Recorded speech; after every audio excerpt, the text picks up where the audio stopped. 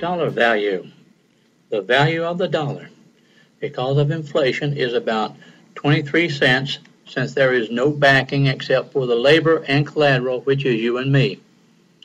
Yes, your labor, blood, sweat, tears, energy, pays off the United States corporation's debt to the international bankers that control us all, the Federal Reserve.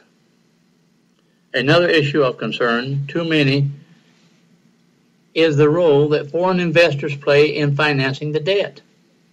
Many foreign investors are attracted to U.S. investments, including Treasury securities.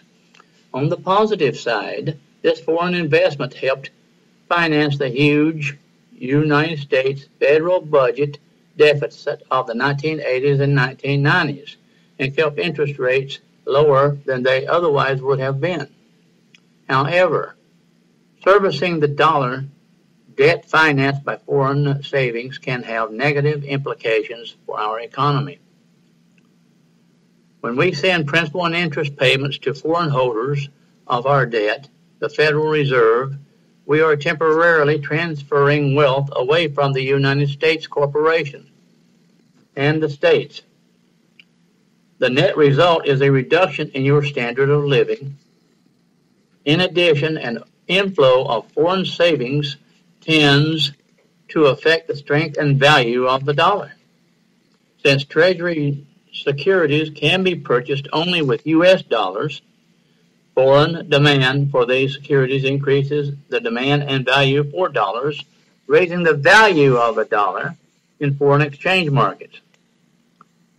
This dollar is a debt, okay?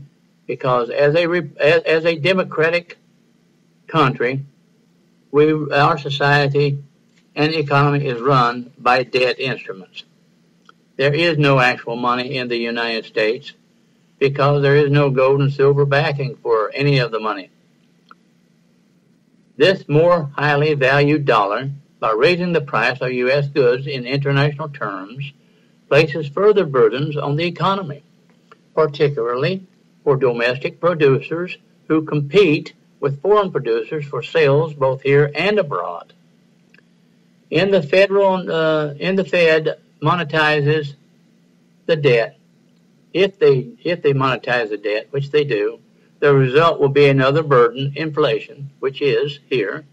When the rate of money growth is greater than the economy's ability to produce additional goods and services through your labor, the result is inflation. Too much money chasing too few goods.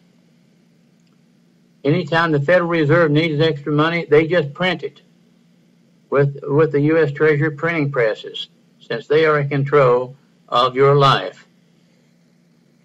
In the short term, more rapid rates of money growth may reduce interest rates, but the net long-term effect would be to foster higher rather than lower rates.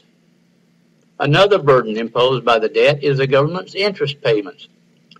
When the government borrows from the Federal Reserve, it is obligated to pay interest. These interest payments have become a significant percentage of total government spending, which in turn becomes harder to reduce. That's why we have such a high national deficit.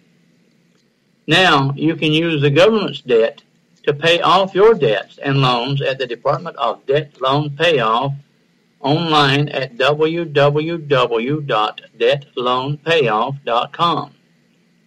It is the greatest value of the dollar you will ever find.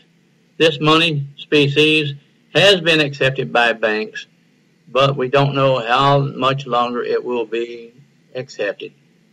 Anyway, that website again is www.debtloanpayoff.com.